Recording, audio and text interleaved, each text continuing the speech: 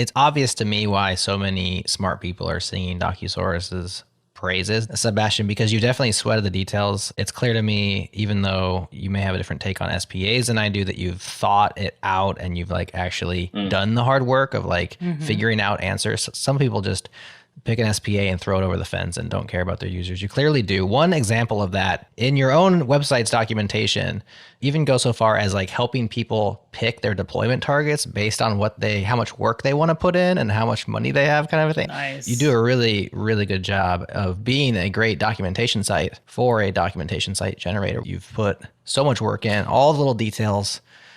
Really, really good job. It's an impressive project.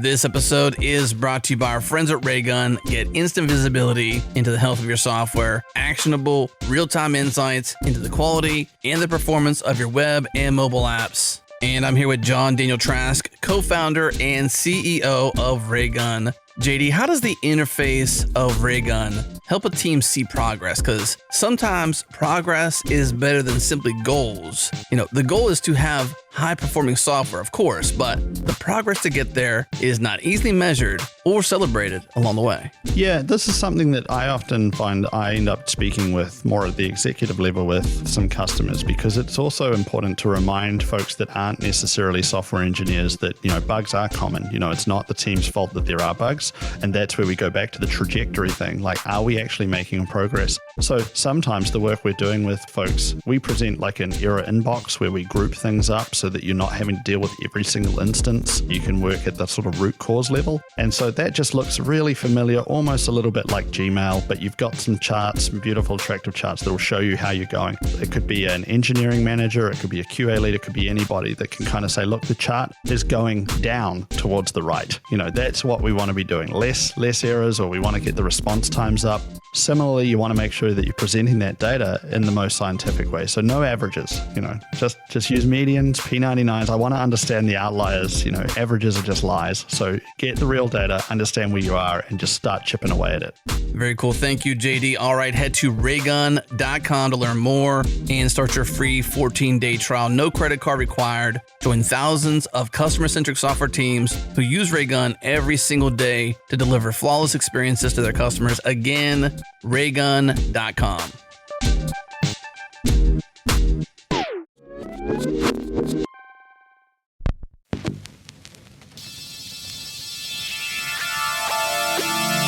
This is JS Party, your weekly celebration of JavaScript and the web. Connect with us on the web at jsparty.fm, on Twitter at jspartyfm, and at All Things Open. We'll be there. Will you?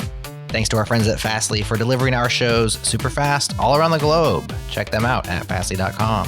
And to fly.io. Deploy your app servers close to your users. No ops required. Learn how at fly.io. Okay, hey, it's party time, y'all.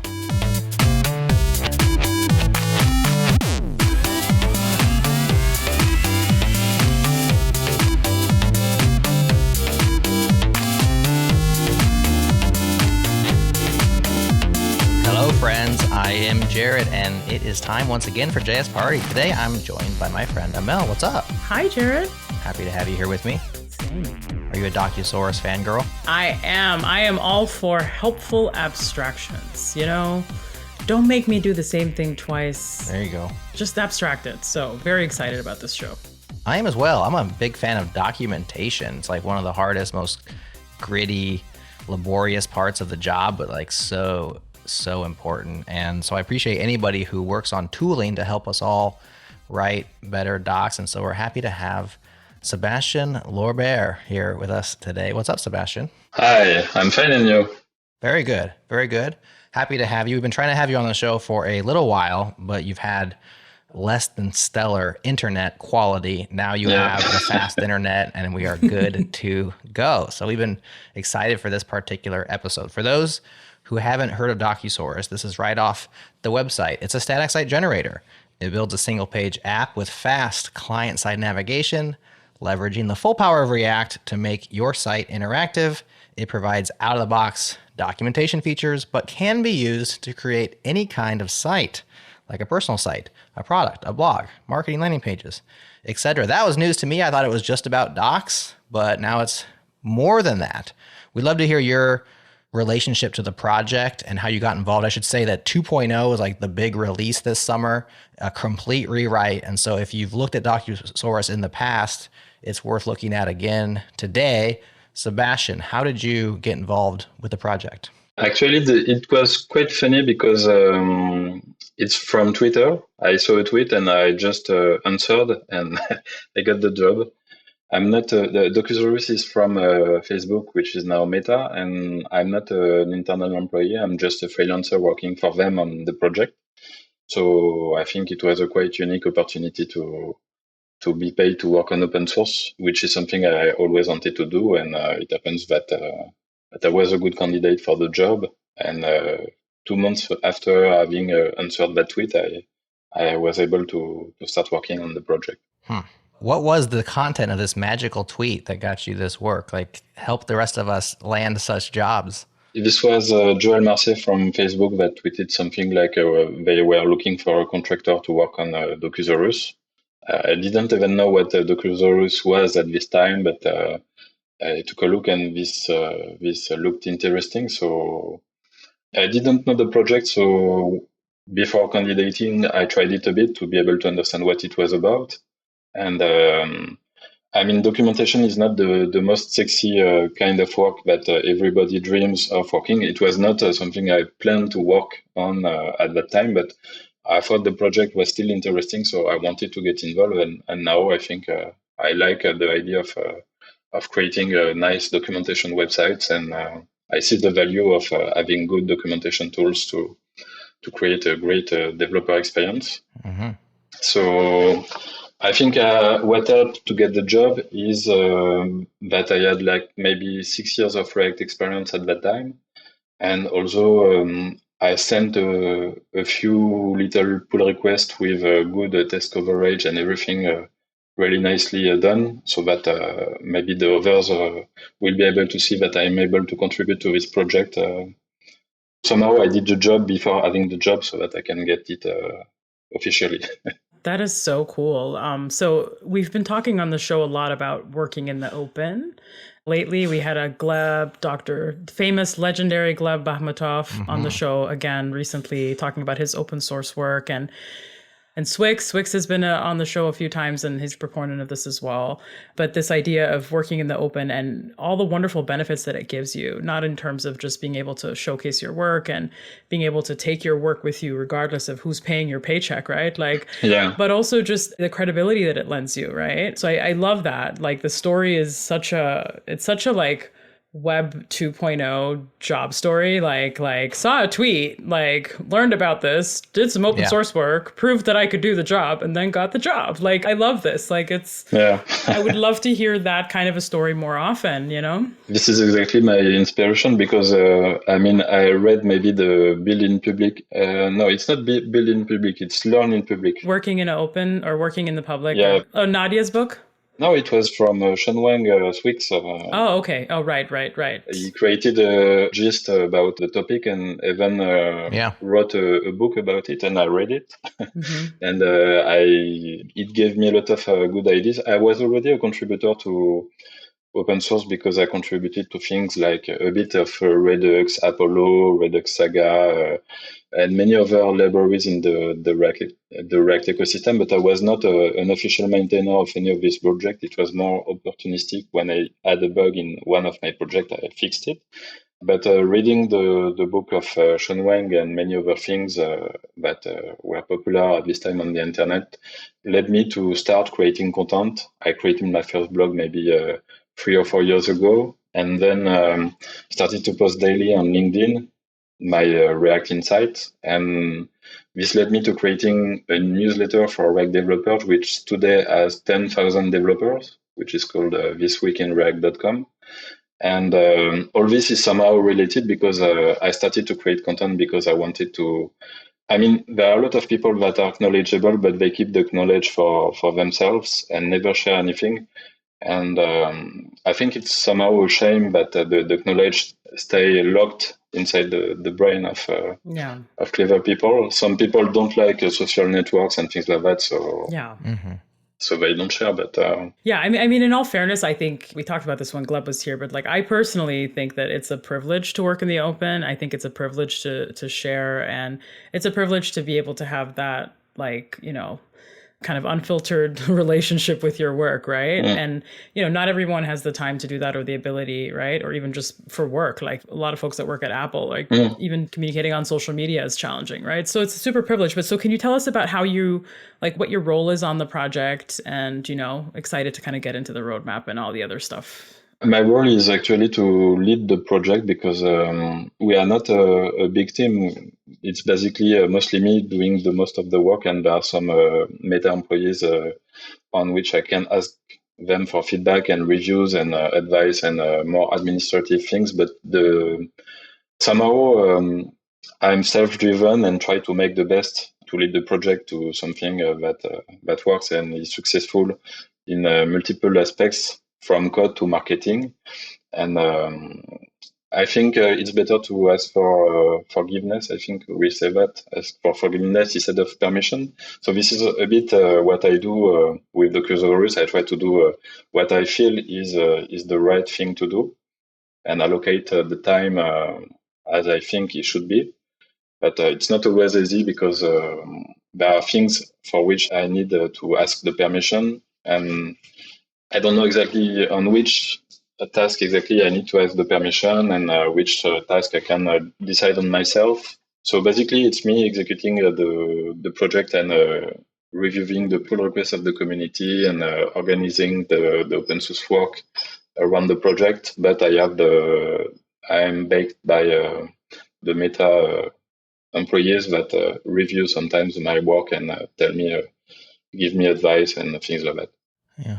So I'm going to ask a question, and if you don't want to answer it, I'll ask for forgiveness. Okay. So touche. Most people that work on Facebook/Meta open source projects are like full-time engineers with them. This seems like a abnormal, maybe it's not abnormal, but it's just what the perception is. Was this like staying freelance or just contracting with them? Was this your idea? Was this their idea? Are they like a full-time job? Is it part-time? How does it work? So first, you have to know that I'm a freelancer for like maybe 5 years. At the time I took the job, it was only for like 3 or 4 months, and I thought the budget will there will be no more budget after. But the fact is that the budget was reconducted, and I took the lead of the project. And in the beginning, there was not even enough budget for me working full time on it. And now the thing is, I have my newsletter. My React newsletter takes me like 2 days a week, and I work only 3 days a week on Docusaurus. And I don't want to leave behind my newsletter. So unfortunately, I can't increase the bandwidth I spend on Docusaurus. And this is something I've always been clear about it, is that I won't be able to work 5 days a week on the project from the beginning. And for now, it has worked quite well, I think. But now that the project starts to become a bit bigger, it's hard to review all the issues and the pull requests and things like that. And I know that there are some internal employees at Meta working also on the Docusaurus, but more on abstractions on top for Meta documentation websites, and they will likely take a bit, get more involved in the project in the future to help me on various things. Yeah, that's a really cool story. And thank you for sharing that. Thank you for asking, Jared. Good job. Like Jared Santo. Watch out, Chris Williams or Chris Matthews or whoever that guy is on the news that has the hardball show, that asks hard questions. So Sebastian, you're kind of in this interesting situation where you're managing the roadmap of an open source project that's owned by a corporation, while you yourself don't work for that corporation full time, because like you stated, you don't want to commit full time right now. And so what's it like managing that? And more so, can you tell us a little bit about the story of this project? Was it always open source? Did Facebook open source it at some point? And like, what was the problem that it was solving for Facebook as well? So I asked you 3 questions in one question. Yeah, go. I will try to answer, but I was not there in the beginning, so I can't have the full context than others at that time. But I think the project was created maybe 6 or 7 years ago, something like that. it was internal at Facebook. What they did at that time is that they had a lot of documentation websites to create. And it was not very scalable to create one documentation site for each project they had. So they wanted a tool to be able to create some kind of abstraction that permits to easily deploy a new documentation website without having to re-implement something from scratch. So what they started was to copy-paste a Jekyll template. But the problem, obviously... Do you say Jekyll? Yeah, Jekyll template. Jekyll, like old school Jekyll? Wow. Okay. Yeah, but it was maybe 6 or 7 years ago, so I guess there were not a lot of alternatives at that time. I don't think maybe Gatsby existed already, but I'm not even sure. So. Oh no, I don't even think that Gatsby it was in the picture at that scale yet. But I'm more just even 6 years ago, I thought Jekyll was kind of coming out of fashion, but maybe I'm wrong. So, but anywho, don't let me distract. Yeah, we could sidetrack on that. Yeah, I don't know. I never used Jekyll, so I can tell you. Yeah, we're sidetracking. It's fine. So back to your story. So they tried to create some kind of Jekyll boilerplate that they copied for each new documentation website, but it was not very scalable either, because if they want to add a new user experience to the template, then you had to copy paste the change to all the documentation websites. So it was easy to get started, but once you want to enhance the existing sites, you had to port the change manually to each site. So the maintenance was not very scalable this time. So what they did is they had the idea of a React static site generator that would actually just focus on the documentation, and they created Docusaurus version 1 maybe 5 or 6 years ago. It was open sourced. I don't know if it was created before being open sourced or the opposite. I think it started internally maybe 6 months before being open source. I don't know exactly when it started internally, but it was open source maybe 5 years ago, I think. Okay.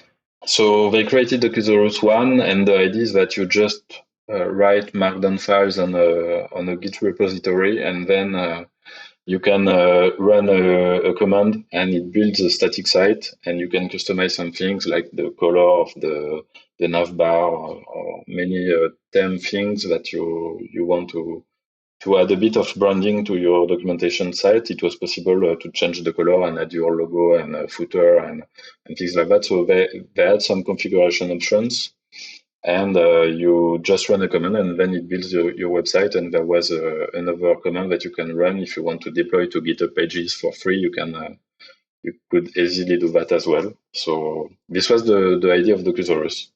So now maybe you wonder why there is Docusaurus 2 and why it was released maybe 4 years after the version 1 and why it took so long. Yeah. Real quick, Sebastian, before you get started, I've been doing some sleuthing, and I'll just follow up on Amel's sidetrack. So the initial Jekyll release, 2008. Yeah. Gatsby first release was 2017. So Jekyll definitely, by the time 2012, 2013 hit, Jekyll had some 5 years. And Gatsby was still not invented yet. Now there was Hugo. There were other options that definitely could have played that game, but nonetheless, I just thought I'd follow up with that. Yeah, thank you. Fact checker Jared Santo.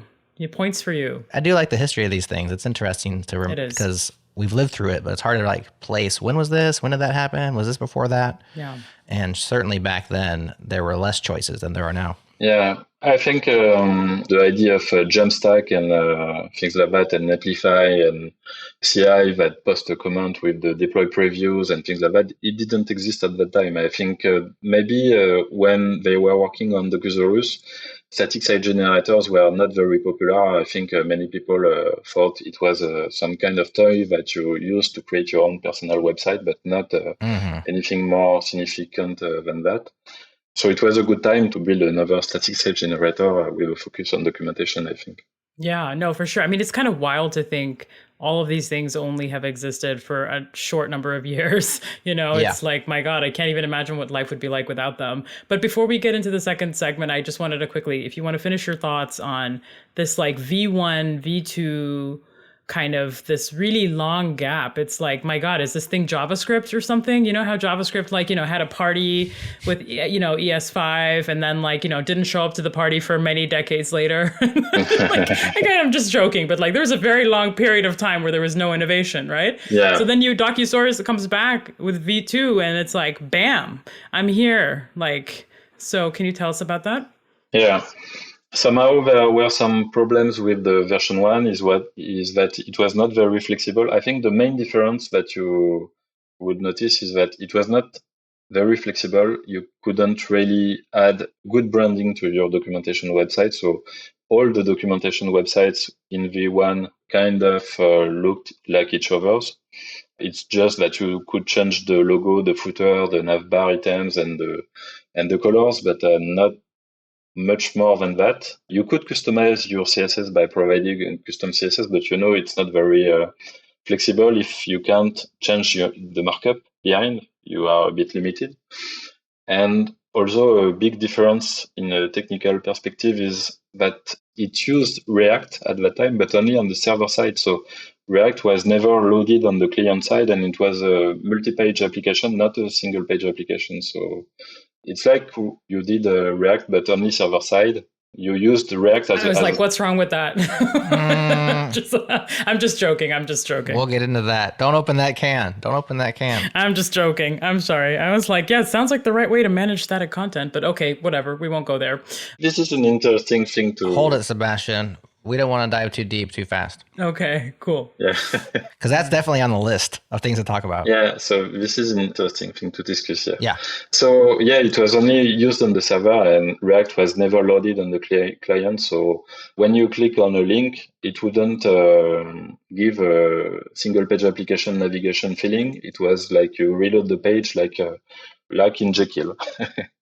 And the application that didn't have the turbo modules, or I don't remember exactly what it was in Rails. I think there was a system to be able to navigate seamlessly between multi-page applications. Yeah, turbo links. Yeah, turbo links, right. All right, well, we will pause right here. It's time to take a quick break. And this is the best break teaser of all times because we opened up a can partially. We just kind of like snapped the thing open, but we didn't get the rest of the can opened. And we're going to open it up right on the other side. Yeah, it's like if you have cats, you're opening up a tuna can or you're opening up a can and they smell it, Right. So, yeah. So just stay tuned, kids. We'll be right back. Smell that. Spicy hot takes.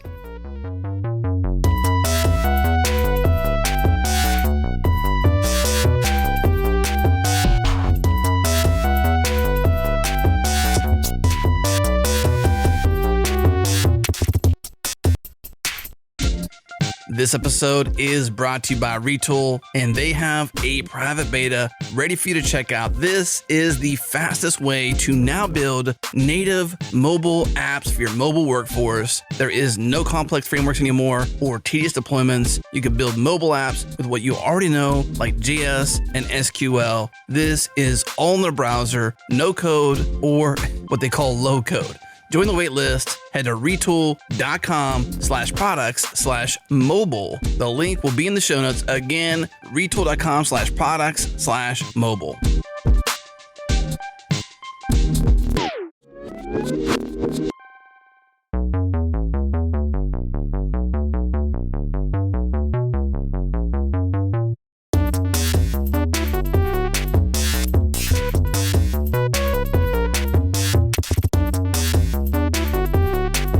So 2.0 has arrived. It looks great. I mean, the website looks great. The list of things it does looks great.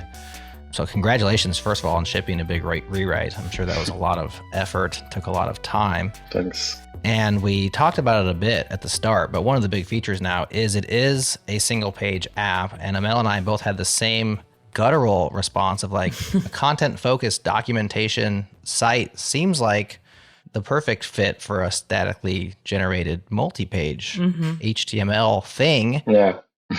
Don't you lose SEO? Don't you lose certain aspects? Don't you want your stuff to be fast and crawlable? It seems like, though, looking through the site that you guys have thought of all these things. So let's finish opening that can and let's just talk about it. And then we'll go through some of the other things that 2.0 has to offer. Yeah, I think I can maybe talk for half an hour just on that topic, but you will see a lot of things on Twitter. There are people that say, yeah, why do you want to use React to create a blog? And there are memes with you create a very complex thing with Webpack and TypeScript, and then you have a blog with just one article. It's because we love JavaScript. Right. We addicted to it. We love it all the time. We want it in our veins, and give me more. So I think my position is that it's a bit simple. I think the navigation of single page application is great. When you click on a link, you can navigate almost instantly to the next page. Why is that? Is that because the fact that it is a single page application, we can prefetch the resources that are needed for the related pages. For example, if you hover a link, you can prefetch the React components for the page that you are about to visit. And once you click on a link, then it's almost instant because you just have to do the client-side rendering. So I think this gives a great experience, and although there are new features in React that will even improve things, for example, this is not something that is really officially mentioned, but I believe that the future of React is that you can start to render the next page that you are about to visit even before you actually click the link, because React with the new features with concurrent React, you can somehow render multiple React trees in parallel, and you are able to somehow eagerly render pages that the user may never visit. So somehow it's a bit weird, but potentially when you click on the button, you could actually render really instantly. What's so funny, ML? What's so funny? I don't know. I'm just laughing because it's like I kept waiting for you to say. Because React knows what you're thinking, Oh. Because, all you need to do is put this little sticker on the side of your users' foreheads, and, React will just read their minds and prefetch all the links that they're going to click. You joke, but there is... Oh, there's some machine learning driving, I'm sure, the prefetching strategy. I'm sure about it. Yeah, I mean, it was a half joke. There is, I think, a project called Guess.js, and it uses Google Analytics data to predict the next page that you are most likely to visit. And there is a Gatsby plugin for that. I would just say it's fascinating, but man, that's just a whole lot of engineering. Yeah. When you could just let them click on it, and avoid using JavaScript and just have it be static and whatever else. No, actually, so first of all, this is cool. I think it's interesting. For me, you're leveraging pre-caching and pre-fetching and whatever else, right? So this optimistic kind of architecture, which is great. But for me, all of that needs to be you need to be a little conservative with that, because your users might be on a mobile device. Are they on Wi-Fi? Are they on 3G? Are you prefetching a bunch of things on their data plan? Are you making their machine do more than it needs to right now because they're low on battery? I mean, right? So you want to be conservative with that. It's a superpower. Yeah, I agree. So first, I want to mention that we don't do the prefetching if there is low bandwidth or data saving or whatever. We can prevent that, and then it will only fetch the components once the user clicks. So it's possible. Mm-hmm. Somehow, I think, for sure, it's a trade-off, because you can, for example, even pre-rendering, I said that you can start to render the next component of the next page, but maybe the user has a very bad CPU and wants to preserve the battery. So why don't you want to? Correct. It's not just the bandwidth, it's also the CPU. You have to. It also comes down to the environment, right? We need to start talking as a community more broadly around digital trash and compute power, right? There's still trees and resources being used too, right? So there's also an element of needing to be environmentally conscious.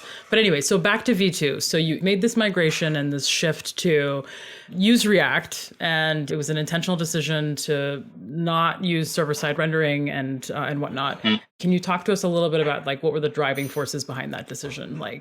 I wasn't there at that time, so I can't really say I think maybe the decision to create a Docusaurus version 2 was decided maybe 2 years before I joined the project, so I don't know exactly all the context, but I think it's a meta product, so I wanted, of course, to use React because this is the popular framework. And also, I think there are some things that multi-page applications can do. For example, if you have an intercom button at the bottom of your dock or some kind of chat widget or whatever, if you navigate from one page to another, it's really annoying if the widget resets itself. For example, it loses state. Yes. So there are a lot of great developer experience on content sites that you still want to benefit from preserving the state when navigating from one page to another. Right. So I think it has benefits to have a single page application navigation even on a content website, but maybe the things will change because the browser APIs are evolving.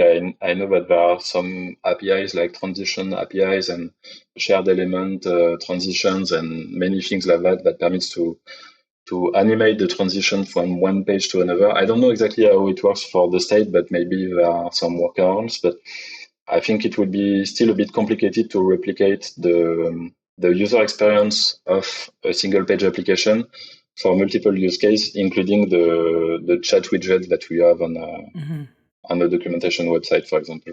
So to be clear, on the website, in the docs, it says that for every page, there is an HTML page that is generated. Yeah. And is available. And so that's how you handle, for instance, SEO. Like they're all different pages. Yeah. But then this SPA is almost like a progressive enhancement, if you will, for like a more interactive usage of the site. Is that fair to say? Like it's almost like thinking of it that way as like an upgrade, but you don't have to have it. Yeah, it's exactly like Next.js or Gatsby. So you render the page on the server. We render it statically because we don't have any server-side rendering. So it's at build time that we render all the pages, like classic static site generator. And then the browser loads the HTML page, and then we load React on top of that page to enhance it with the single page application. But I agree that this may seem overkill for a documentation website, and we actually take care of making it.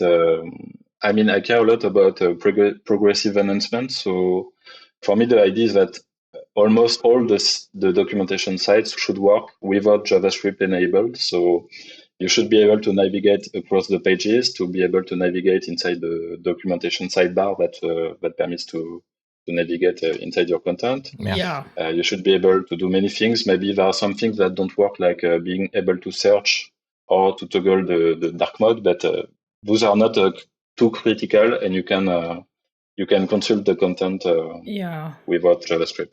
I'm really glad you said that, because I was going to bring up this point about curl, right? Like, especially for content sites, especially for developer documentation sites. Like, if I'm in my terminal and I just want to look up something, one of the things I really like about NPM, the entire API catalog, right? Similar to native built-ins from Unix, right? Like then, you just go to the man pages, right? So manual, man short for manual, not man like person man. That's the patriarchy that named those, isn't it? Right. Probably. Our problematic ancestors or whatever, right? Yeah, we should have some woman pages out there, shouldn't we? Yes, dude, I'm all about that. Yes, why not? So in the NPM CLI, right, like all the documentation is available to you right there. You never have to go to a browser. Same thing for being able to curl a website's documentation would be nice too, because I can just curl, pipe into whatever, and I can do all my searching and grepping very efficiently from my terminal window. And so for me, it's like, I'm glad to learn that the SPA is like a shim layer and there is a core HTML that's still generated. That's awesome. Yeah. However, I guess for me, it still feels like overkill, but it's okay. We can agree to disagree. I mean, I'm not going to love every single thing about this project. Yeah. So actually, this is not something that exists today, but what I really like is that there is a mod of Docusaurus that works 100% without any JavaScript. Mm-hmm. Yeah, that'd be awesome. For example, I have a pull request where it basically doesn't hydrate JS like it used to do in the past. But nice. There are some things that do not work currently with this mod. For example, the search And I asked the Algolia team if they could maybe create an endpoint so that if someone search while JS is disabled, it will just submit a regular form to an URL where they could get the search results and things like that. That is so cool. So I really care about all this so that the experience can be almost 100% complete with JS disabled. But this is complicated. Yeah, there are some things. It is. Even accessibility is not always easy without JavaScript. So. Well, hopefully, I mean, over time, Docusaurus can be a great example of somebody who's done this style web app, but has taken into consideration all of these factors and provided accessible, fast HTML for who needs it and fancy JS transitions for who wants those. So I think that's really cool. We are getting a bit bogged down because I think we just have different opinions on architectures here, but there's tons of cool features in this thing. The write your docs in Markdown, it's all MDX powered, so you can embed code things inside of it. Why don't you move us down the path of what else Docusaurus 2 has to offer? So first, the idea was to be feature complete with version 1. So what we did is to have the advanced features like versioning. So if you want to manage multiple versions of your documentation, you can just create a snapshot copy of the current documentation and then have two versions in parallel in the same Git branch. This is a bit different from other projects that use one version per Git branch for the documentation. And I think it's interesting to be able to do both on a case-by-case basis, which it's possible with Docusaurus. So for example, if you have 2 or 3 versions of your product in parallel in the same Git branch, the thing is that you can port the change in your product to 3 versions of the documentation in a single pull request. So this is really easier to manage. For example, if you implement a feature in version 2 and then backport it to version 1 for a reason and another, you can just submit one docs pull request, and then you will be able to update version 1 and version 2 documentation in a single pass. So this is easier for maintenance. And also we have support for ATN to be able to translate your website. It was also possible with the version 1. How it works is that you can just adopt a file system convention so that you can put the translation files, the Markdown translated files in a specific folder, and then they will somehow override the content in English if it's your main language. And you can run your website with a clear command with the local on which you want to build the site, so that you can deploy, for example, the French site or the English site, depending on your CI or whatever you want. So these are some features of Docusaurus 1 that still are in Docusaurus 2. And Docusaurus 2 brings the ability to have a plugin system. So this enables the community to be able to create plugins to enhance the Docusaurus site with their own logic. For example, reading Markdown files in a proprietary format or XML files or whatever they want is possible. So it's much more flexible, and also we have a lot of theming capabilities. This time, unlike Docusaurus version 1, when it was not possible to customize the HTML markup and you could just provide some CSS, with Docusaurus 2, you are able to override somehow any React component that renders the UI. So if you are not satisfied with the default, you can always, we call this eject, we call this swizzle. And there are 2 modes with Swizzle. There is eject, which will create a local copy of the theme component that you want to customize. And there is also wrap, which is somehow create a React wrapper component around an existing one. So for example, if you have a component and you want to add something else before or after this component in the UI, it's possible without a lot of maintenance, because you don't have to create a copy of the original component. Because if you create a copy, you have to maintain it over time, and it might break, because if we do a change in Docusaurus, maybe you will be affected by changes, and your site will fail if you upgrade, for example.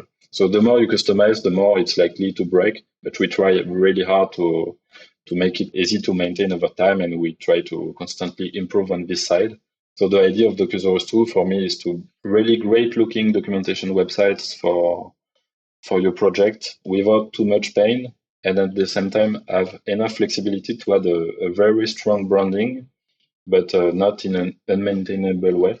So I think this is why you can see today that there are some really big companies using Docusaurus. From recently, we have seen Snapchat, Figma also, Supabase, and many other large companies like that. You can't even know that they have a Docusaurus site because some of them really customize them. So even me, if I go to the site, I have to open the DevTools to be sure that it was a Docusaurus site. And I constantly, every time I go to a website, I ask myself, is this Docusaurus? I don't know. Yeah. Am I in the Matrix? Is this real? Is chicken really chicken? What does chicken taste like? Yeah, no. Yeah. So do you leave a little Easter egg for yourself? And when is Figma going to send me my options, you know? Yeah, on that sale. How about something for the effort, you know? The 20 bills. I'll take one. Just give me one bill. Okay, so first of all, wow, a lot to unpack there. So let's just take it from the top. Mm-hmm. Document versioning. Yeah. Right. So that's huge. So, when I heard about that, I was like, oh my God, like, wow, talk about solving a really big pain point for maintainers. I mean, this is something where, unfortunately, it's one of those things where it's felt by the maintainer community, not so much the broader developer community, right?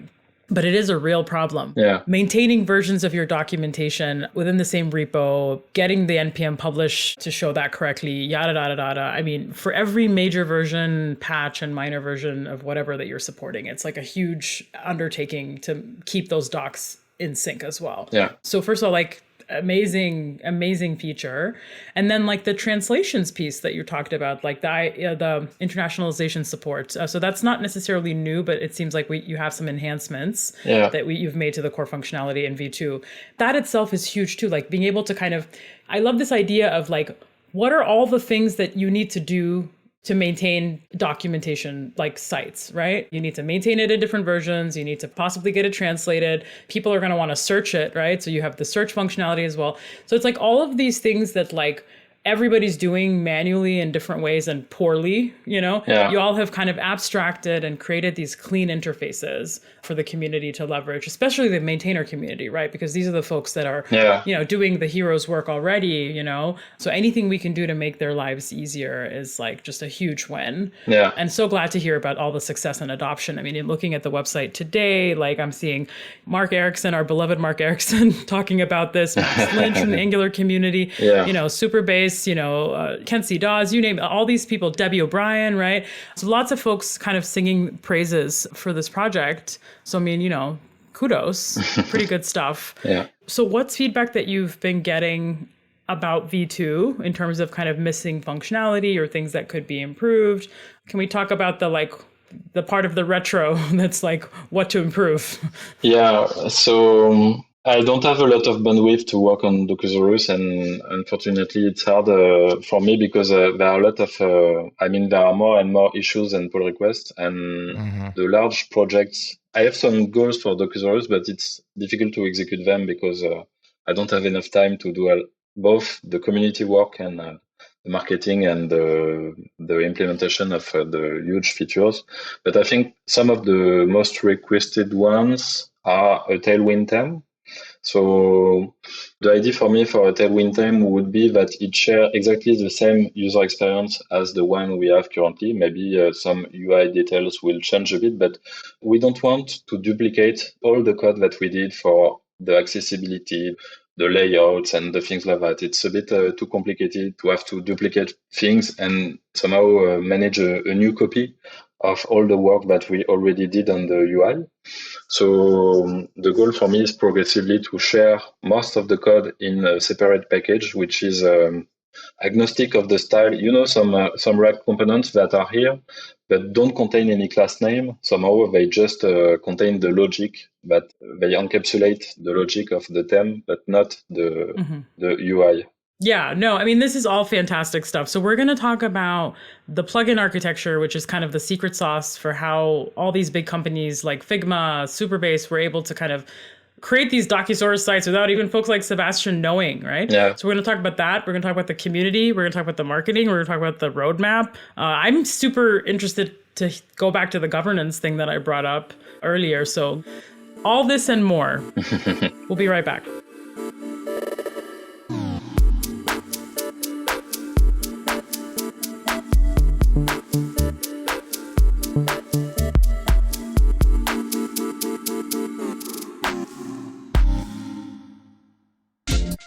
What's up, friends? This episode is brought to you by SourceGraph. With the release of SourceGraph 4.0 and the Starship event just a few weeks behind us, it is super clear that SourceGraph is becoming not just code search, but a full-on code intelligence platform.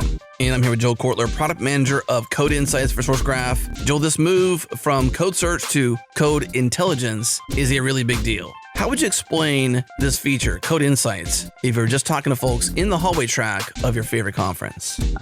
I would really start with the technical, because before I was product manager, I used to be an engineer as well. And it's really cool and exciting just to be able to say, we're going to turn your code base into a database. And the structured language that you need to interact is just the ability to write a code search. Literal search, that's totally fine. Regular expression, that'll give you a few more advanced options, even a structural search. But the number of long tail possibilities it unlocks, truly the journey of building this product was just saying, well, we've just unlocked, an infinite number of possibilities. We got to figure out some immediate use cases so we can start to, invest in this product, build it and sell it. But we're only getting started in terms of the number of uses that we're uncovering for it. The story I told you about discovering version tracking turned out to be a really important use case that wasn't even on our roadmap 6 months prior to discovering that, as we were already planning to launch this product, until we talked to enough folks, realized this was a problem, and then found, that's a simple regular expression capture group that you can just plug right in, because we've really built this system to not limit the power of what we've built. We don't want to give you 3 out of the box templates and you can only change 1 character or something. It's truly the templates are there to hold your hand and get you started, but if you can come up with anything you'd want to track in your code base, you can do that with Code Insights. I love it. Thank you, Joel. So right now there is a treasure trove of insights just waiting for you, living inside your code base. Your code base is now a queryable database thanks to SourceGraph. This opens up a world of possibilities for your code and the intelligence you can gain from it. A good next step is to go to about.sourcegraph.com/code-insights. The link will be in the show notes. See how the teams are using this awesome feature. Again, about.sourcegraph.com/code-insights. Again, this link is in the show notes.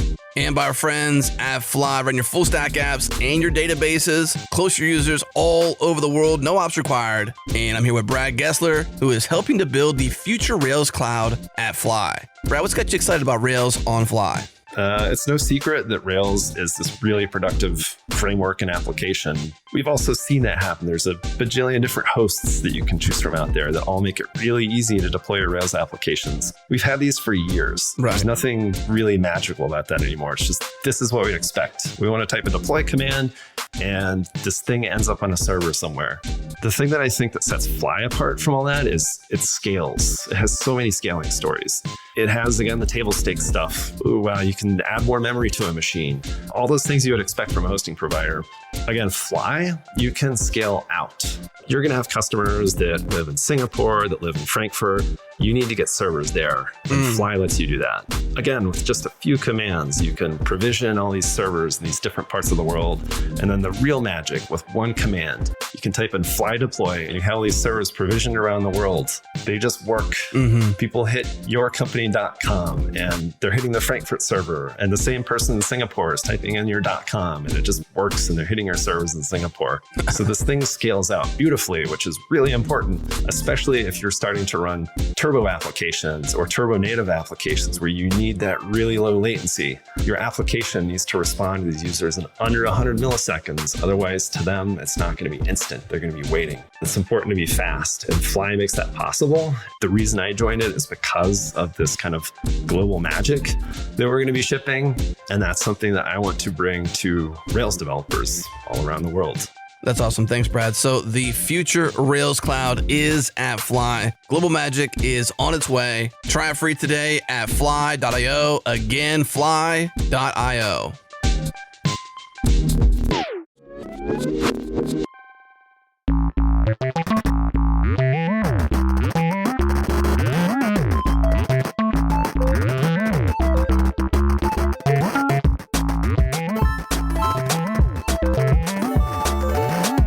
So it sounds like one of the things that makes Docusaurus 2 so usable in all these different contexts is that plugin architecture.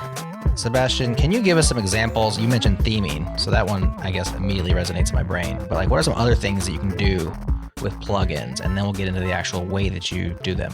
So first, you have to understand that the core features of Docusaurus have been implemented with plugins. So we have 3 core plugins, which is the Docs plugin to create a documentation section of your site. We have the Page plugin, which permits to create landing pages on your site. And we have the Blog plugin, which permits to create the blog. The Docs plugin is somehow like the Page plugin, but instead you have a navigation sidebar on the side, which permits to navigate across a set of documentation and various versioning and things like that. So all the features that we have created for Docusaurus that are opinionated toward the content-centric focus, those are 3 plugins, and that's all. If you want to create, for example, tomorrow, a new plugin, for example, you want to create a digital garden or Zettelkasten or Obsidian thing or whatever, you could build that with Docusaurus. We don't provide this officially, but you could. If you want to integrate with a CMS, you could also create a plugin and try to wire it to your CMS. And some people do that already. You have the freedom to create whatever you want. The idea of a plugin is that you can read a source, for example, a source folder for files that you want to read as a source for your content. But it can be a remote source if you want. We don't provide much tool to integrate with CMS, but it's possible technically. And then once you have read the source, you can translate the content that you read from the source if you want to internationalize it. And then from the translated content, you are able to create the pages. You say which, you add the pages to the plugin will create pages, and a page has a permalink so that you can the final URL of the page. It has a React component that is supposed to render it, and it has the props that the component is supposed to receive. So the plugin is responsible to create the routes of that it manages, and then the theme is supposed to render those pages. We provide also a theme which implements the UI for the 3 pages the 3 content plugins that we created, the Docs, the Blog, and the Page plugin. But you can also override with with your own version. You can create your own components to implement your own theme that works with our plugins if you want. Or you can just take the existing theme and say, yeah, I don't like the footer of this theme, but everything else is fine. So I will just override the footer and implement something. Oh, nice. So that's the modularity piece where like everything is replaceable. So if I understood you correctly, you're saying that like we have a core architecture that supports kind of smart defaults and there's a turnkey experience, but all aspects of the core defaults can be overwritten, like down to the like footer level, right? Which is kind of cool. Yeah. Yeah, it's not just the footer. You can actually override any file in the theme.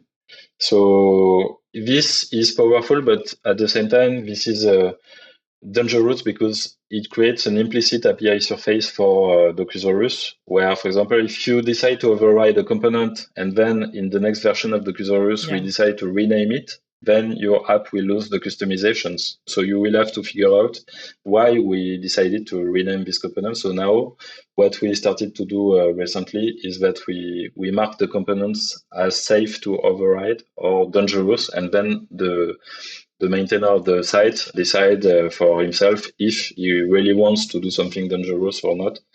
I mean, it's not very dangerous in the end. Maybe the word is not correct, but if you upgrade Docusaurus, you have a risk that something will break.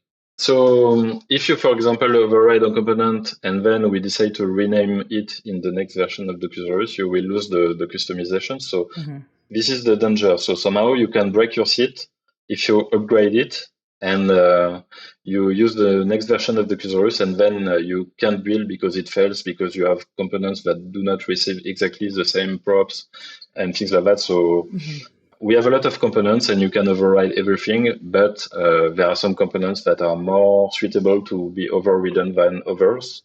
So you have to use this powerful tool carefully to make sure that the upgrades are not too painful somehow.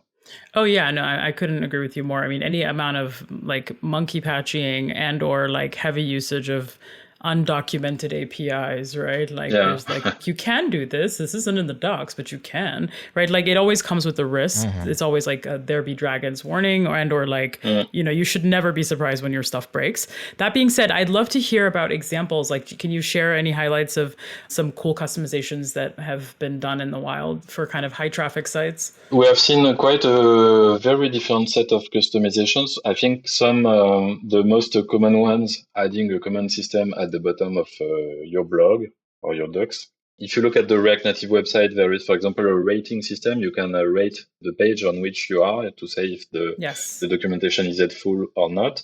I've seen a lot of custom footers too, because companies like to have their branding in the footer and something that is quite similar to their main website.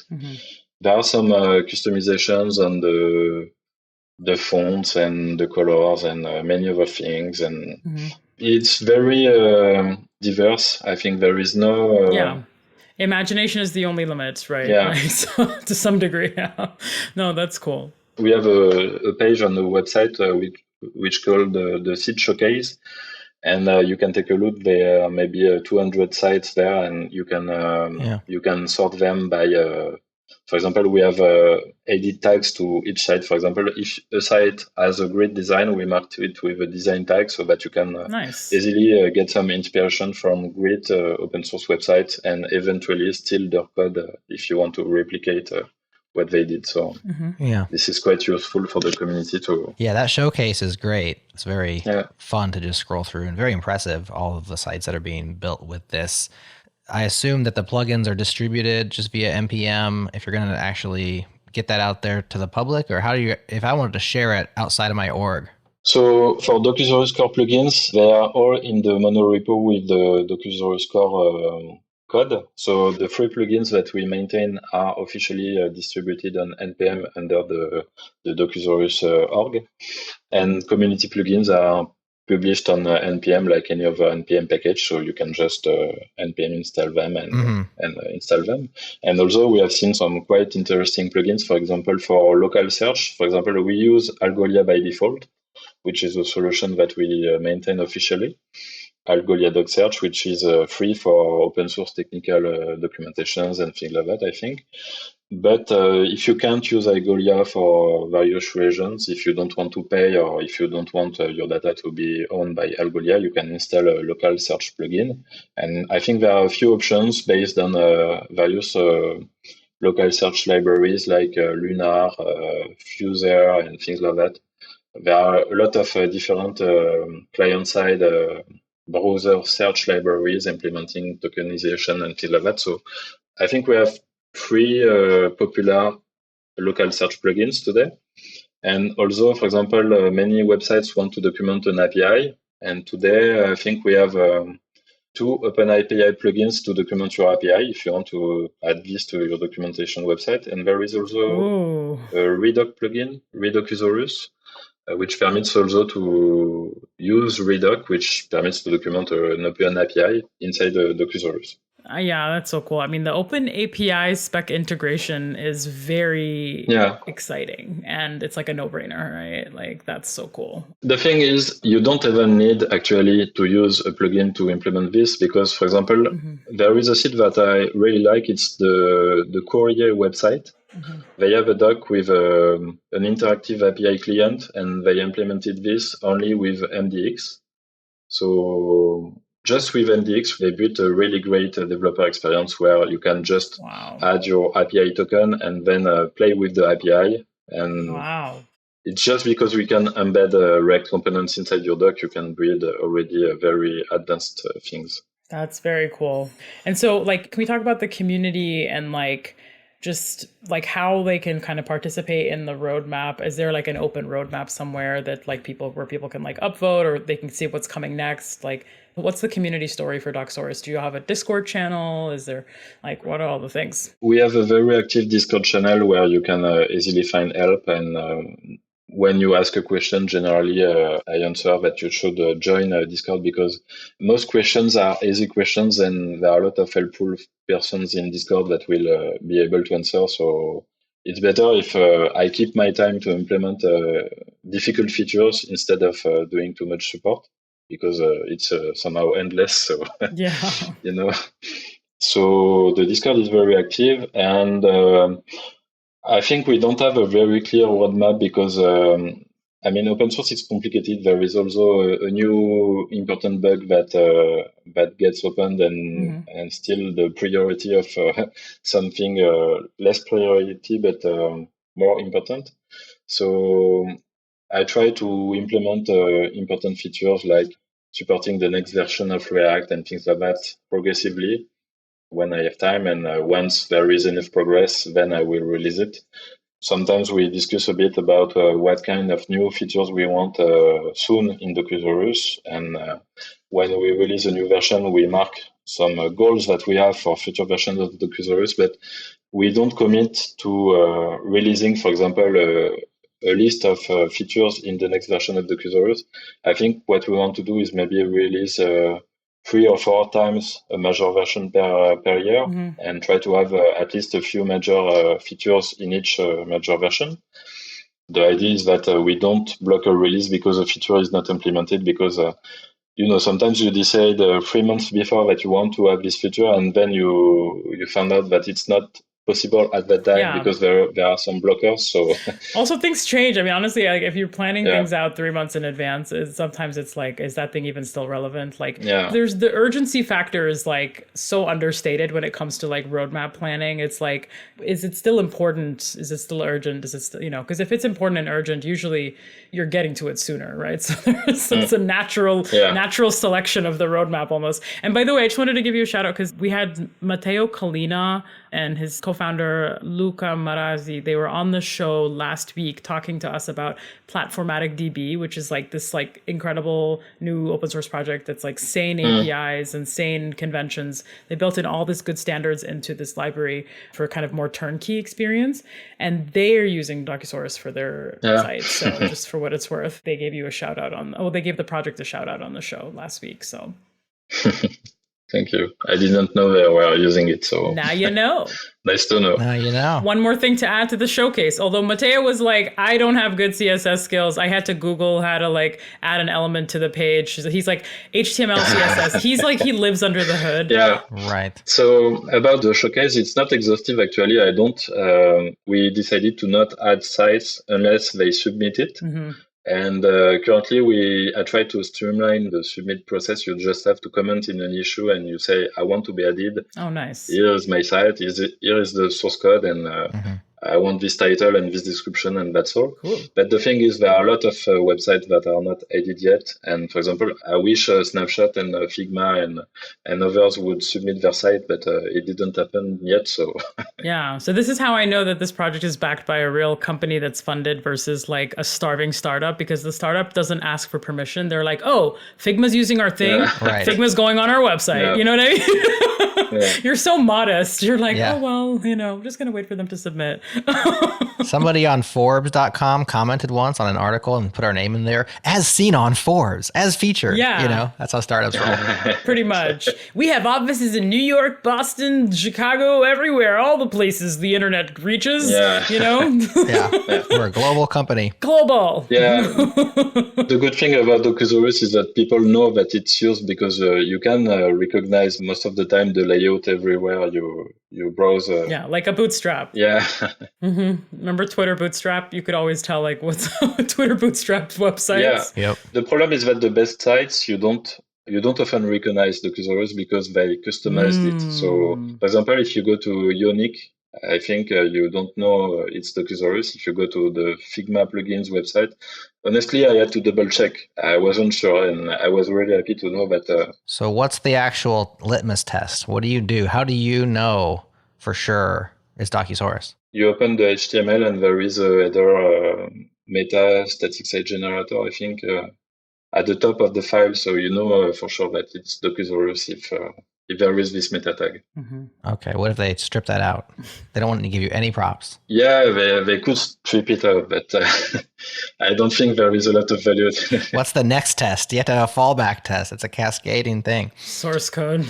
Yeah, I can recognize from the CSS and the HTML if it's Docusaurus, but I'm sure you can. That's how you know you've entered the matrix, when you can just see it for yourself. You know what though? Speaking of code fingerprints are very real, y'all. Like, sure. I guess when looking at ransomware and all this other stuff, like they're able to find the patterns in, so they know, oh, this group is responsible for this ransomware attack, because apparently your code don't lie, so your code is always like, it speaks for you. It's like, oh, this person wrote this code, Yeah. But yeah, so no, this has been a really fun discussion and it's a cool project. I haven't used it myself. I've just always seen my maintainer friends rave about this project. And I'm like, oh my God, this is so cool. It's solving so many good problems. Yeah, really, you can try. If you want to try immediately, you just have to go to docusaurus.new in your browser.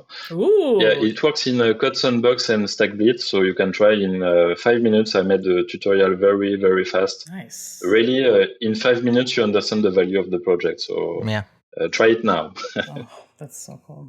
Yeah, try it now. Well, I'll say that it's obvious to me why so many smart people are singing Docusaurus's praises. Docusaurus is a hard thing to say, Sebastian, because you definitely sweated the details. It's clear to me, even though you may have a different take on SPAs than I do, that you've thought it out and you've actually done the hard work of figuring out answers. Some people just pick an SPA and throw it over the fence and don't care about their users. You clearly do. One example of that in your own website's documentation even go so far as helping people pick their deployment targets based on how much work they want to put in and how much money they have, kind of a thing. I mean, nice. You do a really, really good job of being a great documentation site for a documentation site generator, which probably you feel like you have to because, it's about docs, but it's also clear that you want to because you've put so much work in, all the little details. Really, really good job. It's an impressive project. So definitely. Thank you. Haven't used it myself, but I'm already waiting to. It's cool. It is cool. And also, can we plug your newsletter? It sounds like a really important project, and I've heard about it. I might even be subscribed for all I know, honestly. But I have definitely seen something like this. Is it this week in React? Yeah. Yeah. Okay, where can people go to learn about that? .com. .com, okay. thisweekinreact.com. There you go. Got it. Don't make it too hard on us. Actually, I created the website with Docusaurus. Nice. Because I thought it was a nice idea to use the tool that I'm working on with Facebook. Yeah. Because it has a nice internationalization features and my newsletter is localized. So I have maybe 300 subscribers in French and 8,000 in English. And I have to send every week the email in 2 languages. That's cool. Oh my God. Okay. But honestly, though, this is where I feel I'm so excited to hear that because I'm trying to keep telling teams being inclusive and being diverse as a business, it pays. Businesses that cater to multiple markets, multiple audiences, multiple different kinds of people, that's a wider reach. And just right there, I mean, my gosh, how many thousands of subscribers do you have reading it in French? And, French is one of the most widely spoken languages in the world. I mean, so super cool. I'm just, wow, thank you for doing that. So do you write it twice? I write it in French first, and then I translate it in English, and it takes maybe half an hour. I try to do a quick translation. I use DeepL to help me a bit to get faster. Yeah. But I'm not a native English speaker, and I do mistakes, and I think the audience forgives me because the content is great. So that's what matters. And I mean, the newsletter in French and English could deserve its own talk, but maybe not on this podcast. Sure. But there are a lot of interesting things being in 2 languages. I try to make it sustainable. And for example, just in terms of sponsoring, I am able to get different sponsors for the French audience and for the English audience. Yes. Again, it literally pays. It's a good business to be inclusive and diverse in your audience and your targets, and as well as in terms of the people that are writing and doing the work. So kudos again. It's been an absolute pleasure, Sebastian. Seriously. Thank you. Yeah, absolutely. So listener, all the links to all the things are in your show notes. We got Docusaurus in there. We've got the showcase in there. We've got this weekinreact.com in there. Just click through to check out what Sebastian is up to. On behalf of Amel, I'm Jared. Sebastian, this has been an enjoy. Thanks so much for joining us. Thank you. Docusaurus version 2, y'all. Check it out. Yeah. It's making moves. That's our show. We'll talk to you again next week. Bye, everybody. Bye. Bye.